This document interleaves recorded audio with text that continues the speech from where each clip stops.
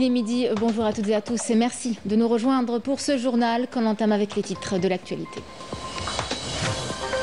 L'Algérie a envoyé aujourd'hui une aide humanitaire au Burkina Faso. L'opération d'expédition et de transport de cette aide humanitaire s'est faite à la base aérienne de Boufarik en première région militaire, à bord d'avions cargo militaires de l'armée de l'air algérienne.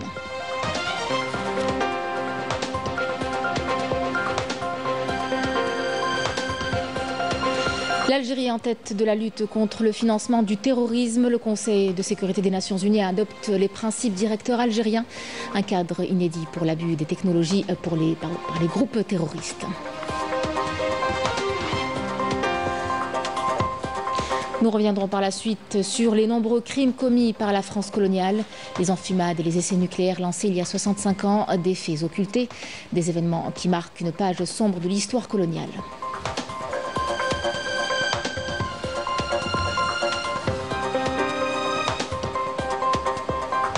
Yenayer, c'est demain, une fête qui traverse les siècles. Le Nouvel An amazigh demeure un symbole fort de notre identité.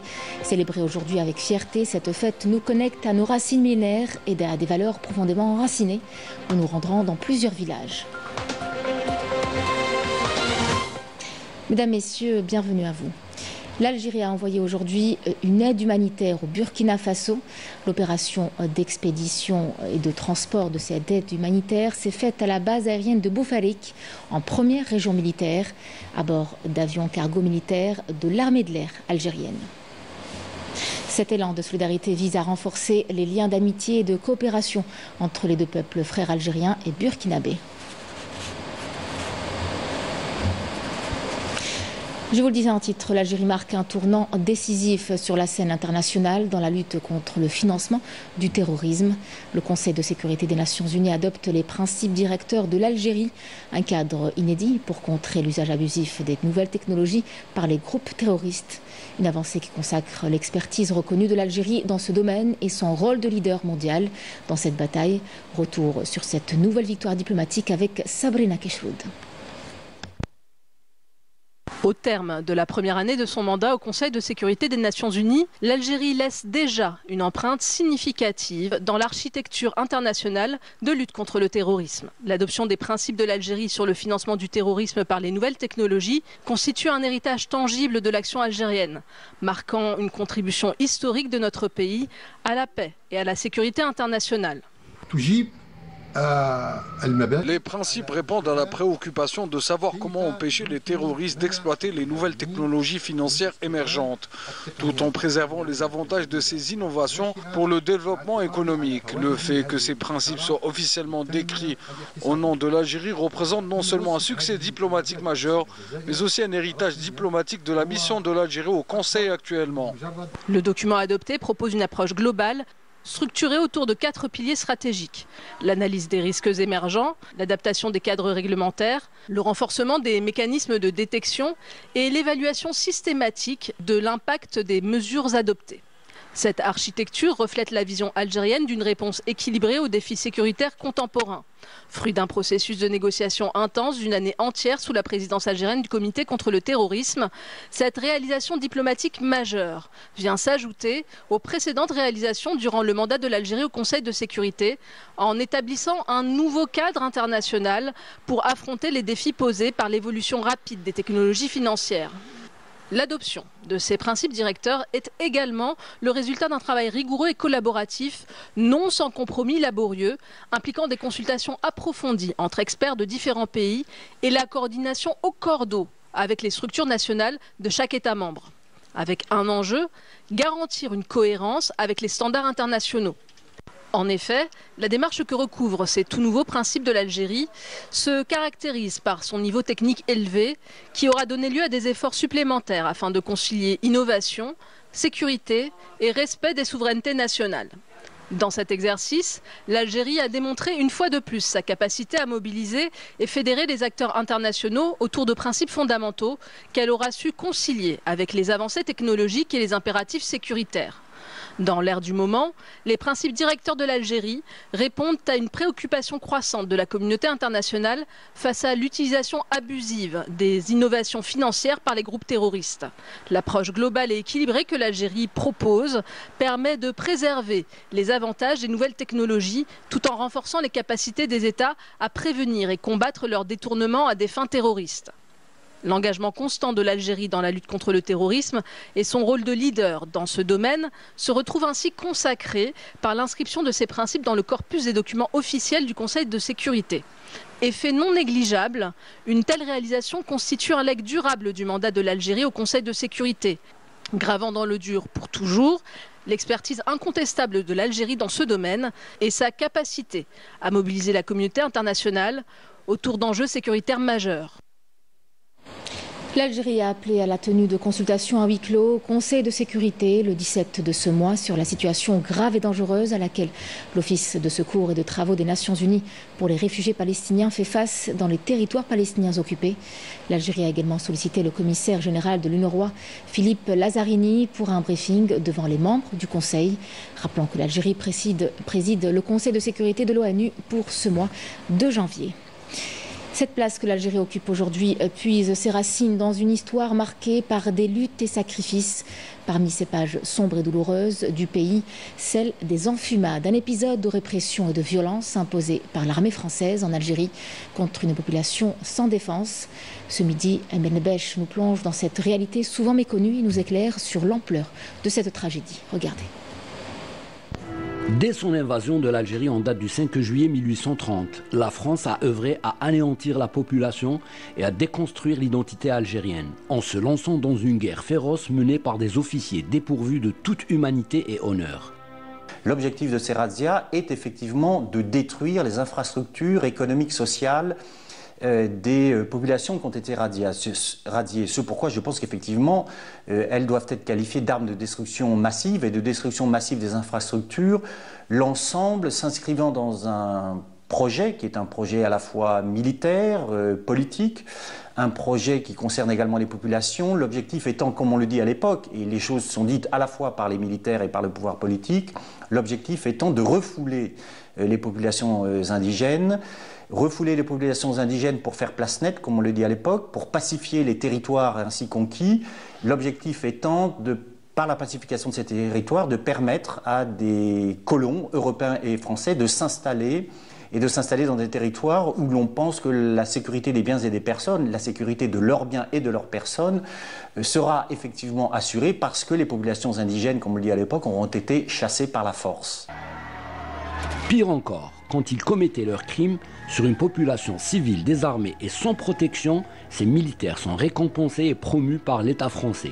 Tel a été le cas du lieutenant-colonel Pélissier, qui du 18 au 20 juin 1845 a fait périr 1 millier d'Algériens, dont hommes, femmes et enfants et vieillards, de Ouled Rieh, sans distinction, qui avaient cru trouver asile dans les grottes du Dahra à Nekmeria. Ce sanguinaire de Pélissier procède à un violent incendie à la lisière de ces refuges. On vous laisse imaginer l'enfer vécu par ces personnes innocentes, brûlées vifs et asphyxiées avec leurs animaux au fond d'une grotte. Dans son rapport, il écrit ces mots qui font froid dans le dos. Je fis faire une masse de fagots et un foyer fut allumé et entretenu à l'entrée supérieure. Le feu dura toute la journée. J'établis mon camp dans une excellente position de manière à rester maître absolu de toutes les issues. J'étais bien certain, à la faveur de la lune et de toutes mes embuscades, de n'en laisser échapper aucun. Mission infernale accomplie. En situation coloniale, il y a ce fondement de la colonie qui est le racisme, qui est de rejeter l'autre comme étant un sous-homme, sans humanité. Donc je peux le tuer, je peux lui prendre ses terres, je peux lui prendre ses biens, je peux lui prendre tout. Et à la limite, s'il peut disparaître de la surface de la terre, ce serait bien. La France coloniale vient d'inventer les enfumades, une autre technique barbare utilisée en Algérie et signée un autre massacre considéré comme crime contre l'humanité. Et parmi les nombreux crimes commis par la France coloniale en Algérie, l'un des plus graves reste le lancement des essais nucléaires il y a 65 ans. Ces explosions qui ont laissé des séquelles dramatiques sur la santé et l'environnement des populations, notamment dans le sud du pays, sont restées longtemps dans l'ombre, dans des essais que la France refuse toujours de reconnaître comme des crimes contre l'humanité. Raouf Hamouche. Une explosion nucléaire 5 fois plus forte que celle d'Hiroshima au Japon. Gerboise bleue, une opération tristement célèbre pour laquelle plus d'une centaine d'Algériens ont été sacrifiés. 65 ans après, ce crime demeure toujours impuni. Alors que les populations souffrent encore des effets de la radioactivité, sachant qu'un grain de sable retient les radiations pendant 24 000 ans. Le 13 février 1960, l'armée coloniale française fait exploser sa première bombe nucléaire à Arghan, dans le Sahara algérien. 70 kilotonnes de plutonium détruisent tout à 300 mètres à la ronde. En tout, la France a procédé à l'explosion de 17 bombes atomiques, témoignant des procédés barbares du colonisateur français. Le désert algérien a été utilisé comme terrain d'expérimentation et les populations comme de véritables cobayes. Les conséquences désastreuses des radiations sont visibles jusqu'à aujourd'hui.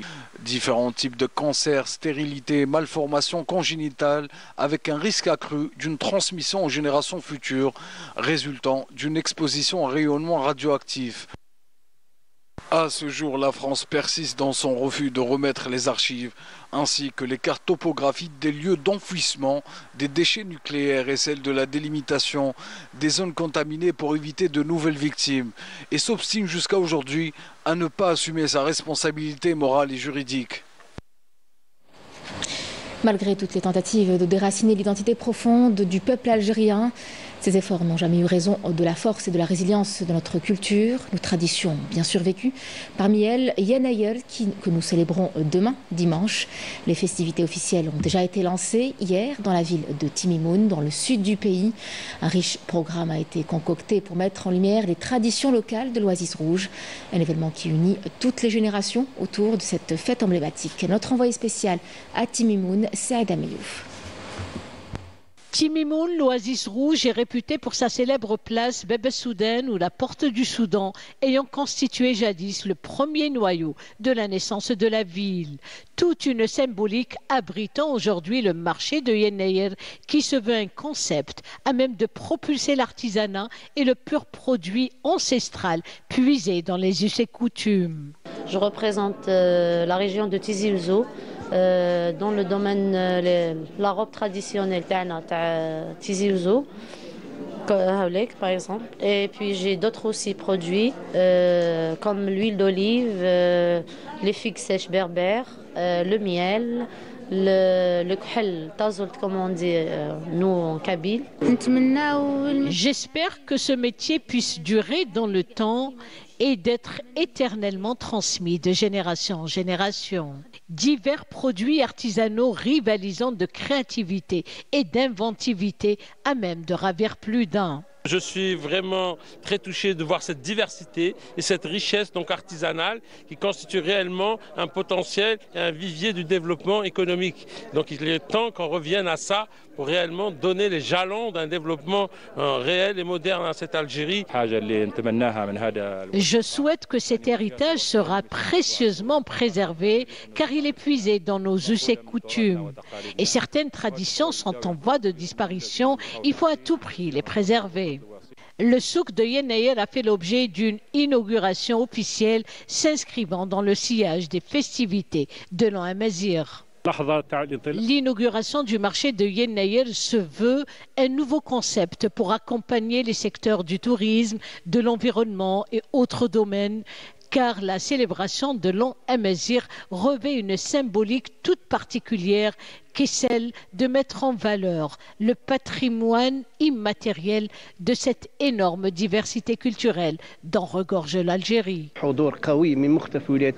Nous avons constaté une forte affluence d'artisans venus des quatre coins du pays afin de démontrer la richesse des différentes cultures bien ancrées dans notre identité nationale. Nous avons eu l'occasion aujourd'hui à Timimoun, avant le début des festivités, de découvrir une Algérie, comme on dit, continent, avec toute sa diversité. Ce n'est pas qu'un slogan, mais c'est une réalité aujourd'hui, avec toute sa composante culturelle, identitaire. 3 jours durant, l'authenticité et la diversité culturelle, non seulement de cette région saharienne, en l'occurrence la perle du Gourara, mais également de toute l'Algérie, seront bien mises en évidence. Saada Mayouf que nous retrouvons toujours à Timimoun pour nous parler d'une conférence portant sur le patrimoine amazigh, sa dimension civilisationnelle et son support linguistique dans ses différentes variantes. Donc une conférence qui a eu lieu aujourd'hui à Timimoun. Saïda, bonjour.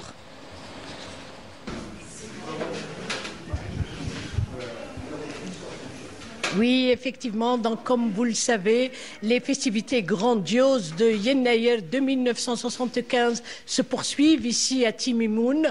Et aujourd'hui, au programme figure une rencontre académique sur la dimension historique et civilisationnelle de la fête de Yennayer, voire de l'identité nationale.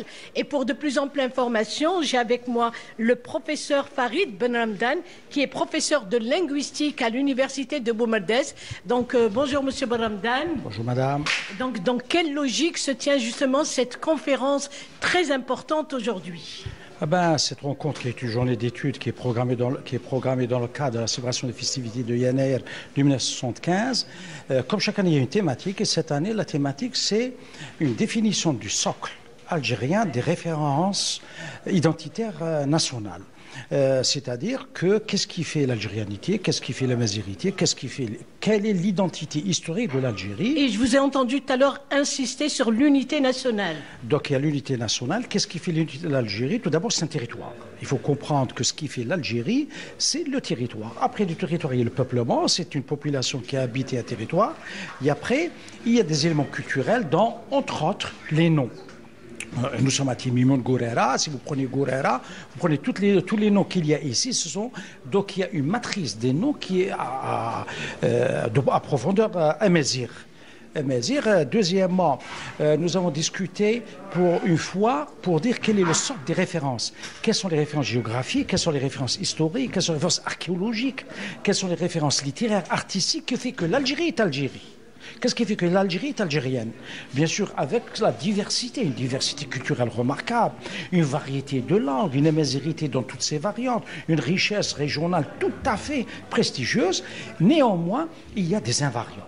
Et l'un des invariants, c'est justement Yennayer, côté festif, côté gastronomique, et qui rappelle qu'un peuple, dans les moments difficiles, il y a toujours les questions de sécurité alimentaire dans le sens de l'économie des biens communs, etc. Merci beaucoup, Monsieur Ben Ramdan.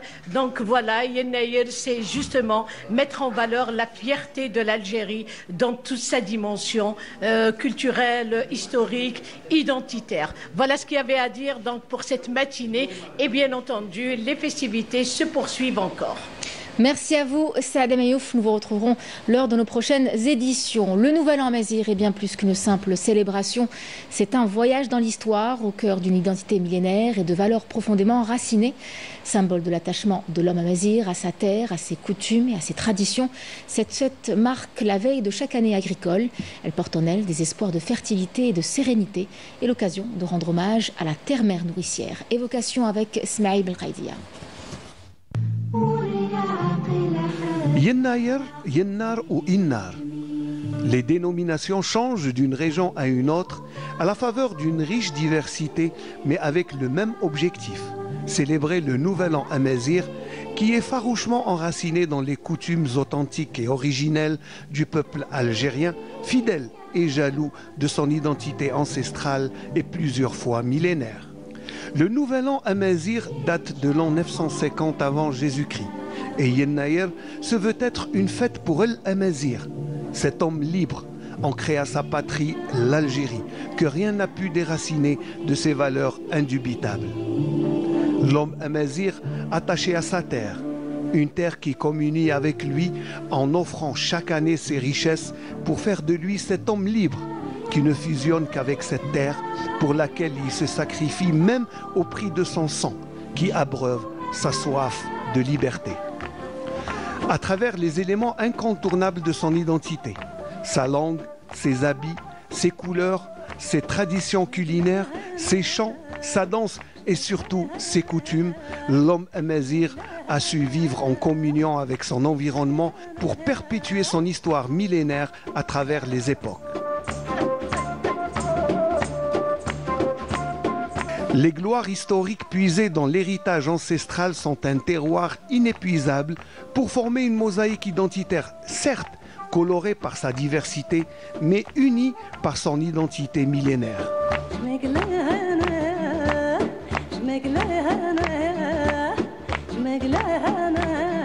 Yennayer se veut être la continuité de traditions perpétuées à la veille de chaque année agricole pour présager d'une année fertile et copieuse, mais surtout sereine et paisible sous les meilleurs auspices possibles.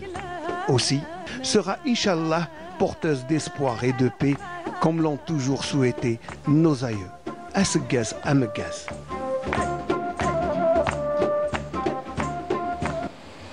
Et l'attachement aux traditions se révèle à travers des pratiques ancestrales. Abdjaya, la cueillette des olives basson plein, un savoir-faire transmis au fil des générations où l'on conjugue rigueur et passion pour produire une huile d'olive de qualité, véritable fierté locale. C'est dans la commune de Hamza que Saada Mayouf nous emmène où l'histoire d'une huilerie familiale prend racine. Reportage. Sur les hauteurs des montagnes à Ouzrou, dans la commune de Hamza, au lieu dit Hammam Sidi Yahya, la cueillette des olives bat son plein. Par conséquent, l'huilerie située sur ces lieux tourne à plein régime. Une huilerie dont les origines remontent aux années 40.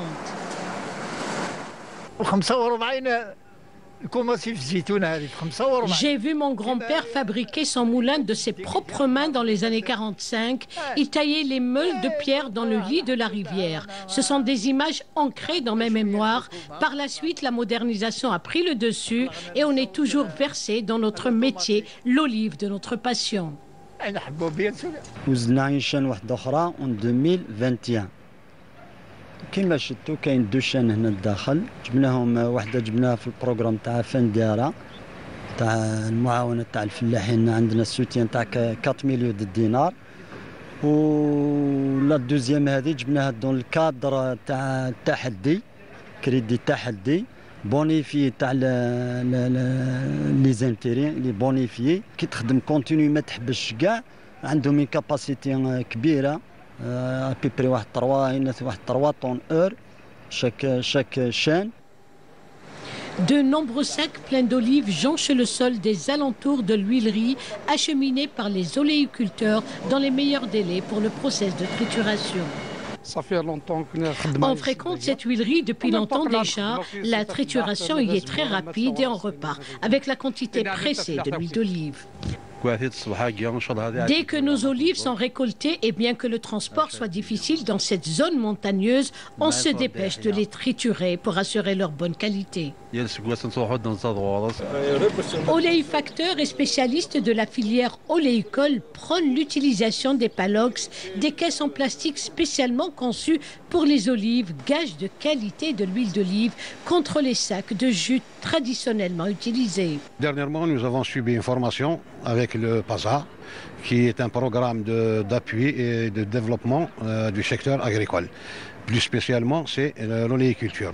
C'est pour donner les meilleures pratiques, les bonnes pratiques de récolte, de transport et de trituration justement du produit. Et qui est un produit quand même maintenant, il vaut son pesant d'or. Et c'est un fruit, ce n'est pas un aliment simple, c'est un jus. Et il est très demandé maintenant au niveau à l'échelle planétaire. Le moulinier, il a mis en place des palox comme on a vu tout à l'heure, donc il verse son produit dans ce palox-là pour justement assurer, pour respecter la chaîne jusqu'à la transformation pour assurer toujours le bon produit final.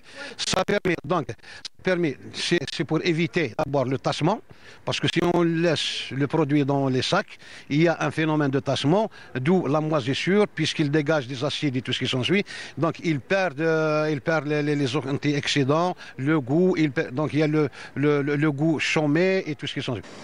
Avec un parc oléicole de l'ordre de 55 000 oliviers et 400 huileries, la wilaya de Béjaïa demeure parmi les leaders nationaux de la production de l'huile d'olive de qualité supérieure, d'autant que l'olive par là demeure une tradition transmise de père en fils. C'est à présent une autre tradition qui s'exprime, l'artisanat fromager. Nous allons vous présenter une femme passionnée et déterminée qui transforme plus de 300 litres de lait par jour en fromage. Cette artisane n'est pas seulement productrice mais aussi formatrice et transmet son savoir-faire. Elle crée des opportunités d'emploi. Elle est en fait une véritable entrepreneuse rurale qui ne cherche qu'à faire rayonner son métier. Naïma Loualish a été à sa rencontre. Elle est née dans les hautes montagnes de Kabylie, tout près des vaches que son grand-père bichonnait, et son destin semblait tout tracé, transformer le lait de vache en or blanc. Wardia Bouzidi est la première artisane fromagère à avoir investi dans cet artisanat autrefois majoritairement exercé par les hommes.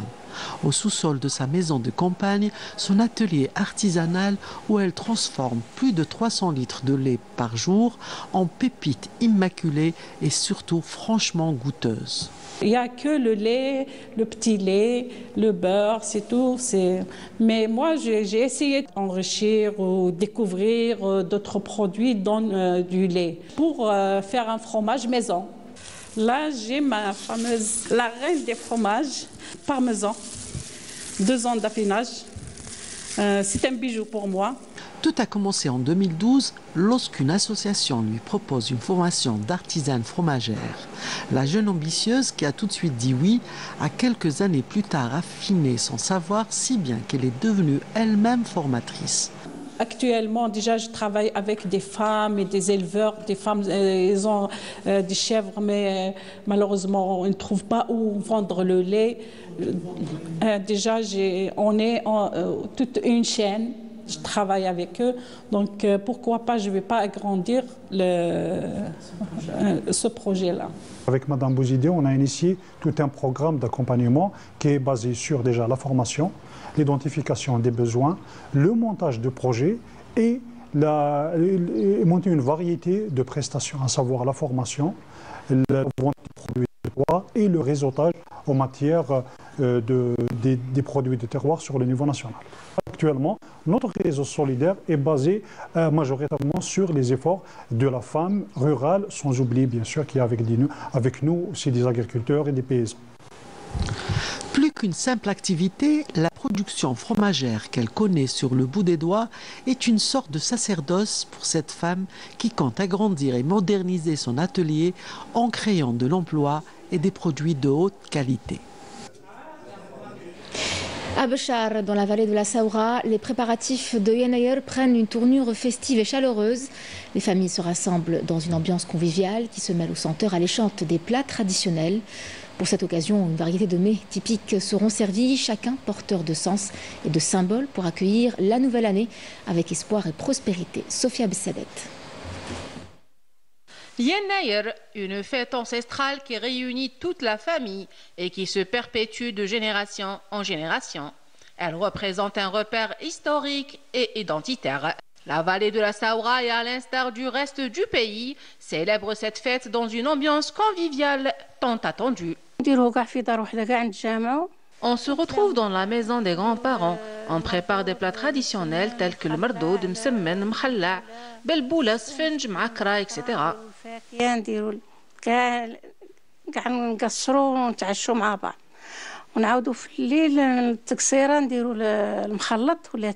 On passe l'après-midi et la soirée ensemble autour d'un bon thé avec le mkhallat qui est un mélange de fruits secs et de bonbons.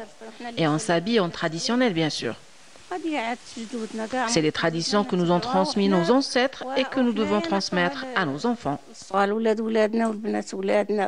Des plats traditionnels et des rencontres familiales font de cette fête une occasion de partage que l'on prépare soigneusement. L'après-midi, chacun prépare ce qu'il peut, comme par exemple le sfinj, msemmen, mkhalla. Il y a aussi le thé et le café. Le soir, on prépare le mardoud composé de petits plants avec tous les légumes secs et on met une date qui se fond dans la marmite et celui qui tombe sur son noyau est considéré comme le chanceux de cette année. La soirée continue avec un thé à la menthe et le partage des parts de mélange de fruits secs et de bonbons. Le lendemain, on prépare cherchem, qui se compose essentiellement de blé, fèves et pois chiches, et que l'on partage avec la famille et les voisins.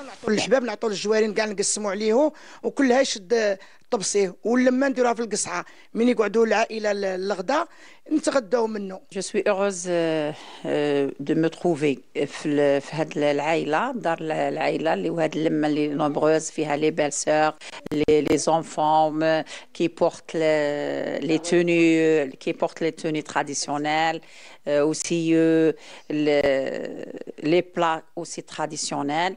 هذه تعني مازال الناس محافظين على le symbole coutume algérienne d'après le Yennayer Amazigh. Alhamdoulilah. Donc, je suis heureuse d'être ici avec la famille. ودايما السهرات تاوعنا اللي فيهم صينية لاتاي. Donc, مازال les coutumes مازال كاينين pour la relève اللي راهم جايين. La génération la relève هذه حاجة مليحة. وسي ثاني نورو لهم بلي la nouvelle année نتاعنا اللي هي le 11 le 12 و ça tombe bien l'Algérie نتاعنا دارته un jour férié اللي باش يقعد راسخ في الجيل هذا الصاعد. La soirée continue jusqu'à minuit passé, en espérant que l'année sera meilleure avec bénédiction de Dieu. Une effervescence également palpable dans les rues animées d'Oran. Les habitants se préparent pour la grande fête. Les marchés sont pleins de couleurs et saveurs où chacun fait ses courses pour le repas de ce soir. C'est un peu comme une ruche où l'esprit de Yennayer fait rayonner la ville. Un reportage de Yasmine Amri. Dans les ruelles du marché, une effervescence toute particulière s'installe pour Yennayer, le nouvel an amazigh. Les vendeurs vantent la richesse de leurs marchandises, tandis que les étals regorgent de trésors. Amandes, dattes et autres produits du terroir attirent les regards. Tandis que des odeurs enivrantes flottent dans l'air, les familles arpentent les allées, en quête des ingrédients essentiels pour préparer un festin digne de cette fête ancestrale. En ville, l'atmosphère est tout aussi festive. Chants, échanges chaleureux et solidarité marquent cette célébration, où tradition et convivialité unissent les cœurs et ravivent l'héritage culturel. Chez mes grands-parents, on fêtait tout sur ça. C'est plus pour réjouir les enfants et pour quand même être en famille, c'est pour se rassembler ensemble. C'est pour toujours garder les traditions d'Algérie quand même, c'est l'Yennayer. Nous achetons des noix, des noisettes, des amandes et des bonbons pour les enfants et nous leur faisons également du henné.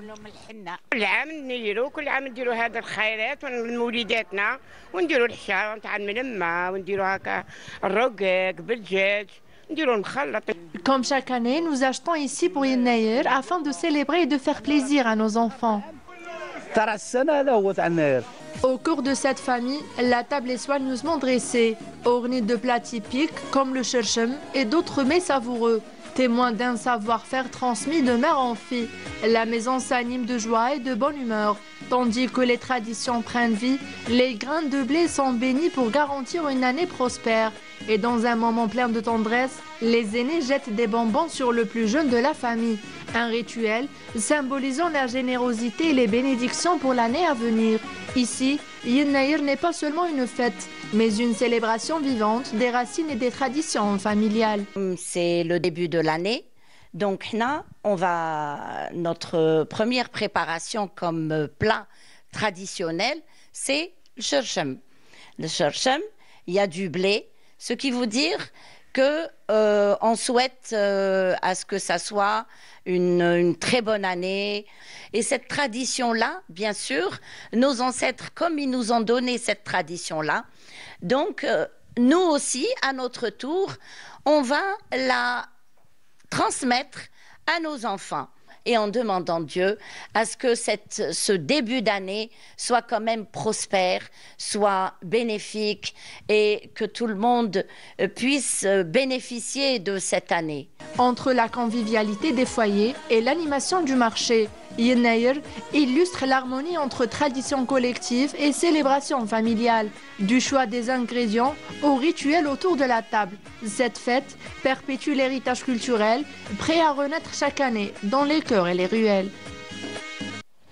Direction la commune de Mechtras, village de Lihisnaouen, un village qui compte plus de 3000 habitants, classé le plus propre de la région et qui se distingue par son engagement pour la protection de l'environnement. Il allie tradition, écologie. Les habitants d'Lihisnaouen vous promettent de passer une fête inoubliable de Yennayer. Un reportage signé Yamina Saïdi.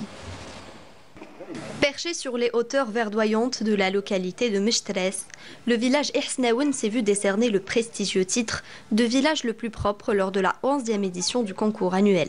Cet événement qui mobilise l'ensemble des villages de Tizi Ouzou récompense les initiatives des habitants en faveur de l'écologie et de la protection de l'environnement. À Lihisnaouen, l'engagement collectif se concrétise par des actions qui réunissent les habitants dans une atmosphère accueillante. Tri sélectif des déchets, entretien régulier des espaces publics et organisation d'ateliers de sensibilisation pour petits et grands. Le comité de village, moteur de ces initiatives, a su fédérer la population autour de valeurs partagées, alliant modernité et respect des traditions. Cette année, Dieu merci, on est arrivé à décrocher la première place. Et notre objectif principal, ce serait le tourisme local. Alors dans le tourisme local, déjà, le village commence à se doter. On a 2 citoyens qui nous ont attribué 2 maisons. On est en train de les transformer en maisons d'hôtes. Et dans un prochain avenir, elles seront en service. À la veille de Yennayer, le nouvel an berbère, l'effervescence gagne les rues impeccablement entretenues d'Lihisnaouen. Le comité de village prévoit également des activités festives pour célébrer cet événement marquant du calendrier berbère, symbole d'unité et de renouveau. Yennayer, Yen c'est premier, Ayour c'est le mois, donc c'est le premier mois du calendrier agraire amazigh berbère. Nous sommes en train de la préparer. Comme vous voyez, il y a une convivialité, hommes, femmes, enfants, vieux, vieilles. Tout le monde met la main. La moitié de la fête, elle est faite par les femmes. Du moment que le symbole de Yennayer, c'est la section se va y souffrir.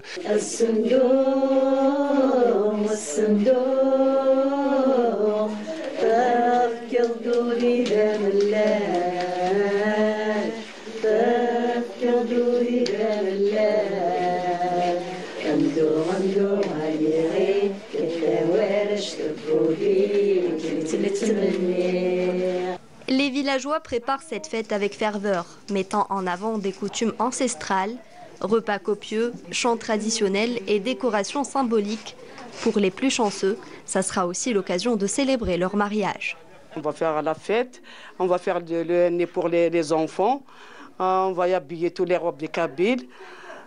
Puis après demain, on va y aller prendre la mariée. La mariée, on va la prendre chez nous, chez le marié. On va faire la grande fête. On est en train de préparer le couscous Yennayer. Alors dans le couscous, on met 7 légumes, normalement. 7 légumes avec du poulet fermier. On prépare du couscous d'orge, de blé. Normalement, ça, c'est nécessaire. Et voilà ce qu'on met dans la sauce, avec l'huile d'olive, avec de la galette. Il y a ceux qui font la galette, bagrère, comme on dit. مبروك يناير نوكا كلمان لا هذا توالى مش نخدم الكلين هذا يناير نتقابل سويني قلهان ان شاء الله غادي يقابلونا نتا سويني قلهان كلمان لا الكلين انت لي الصبادي تلاحت ان شاء الله هذا فرحنا كيف اللحن غنفرحوا لنا كوني خلا غنسوجد يناير انا هي سكسو انا كتا غريفين تيسفنجتين نسيختي ماس نسبلاتاي هذا نعرضك وكذا نحمل نقيمك وكيد سن نحك سيخا مننا كنا نجمعك وقرا فرحنت.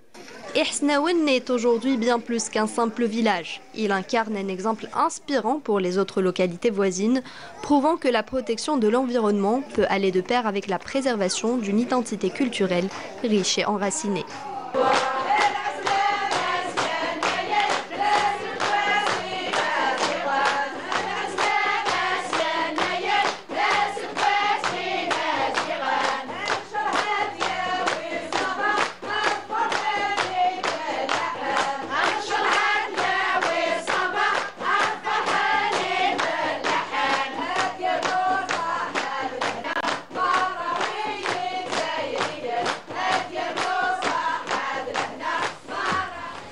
C'est ainsi que se clôture notre journal. Merci de l'avoir suivi. Tout de suite, les nouvelles du ciel. Et puis, je vous retrouve ce soir à 19h pour l'édition du soir. Très bon appétit.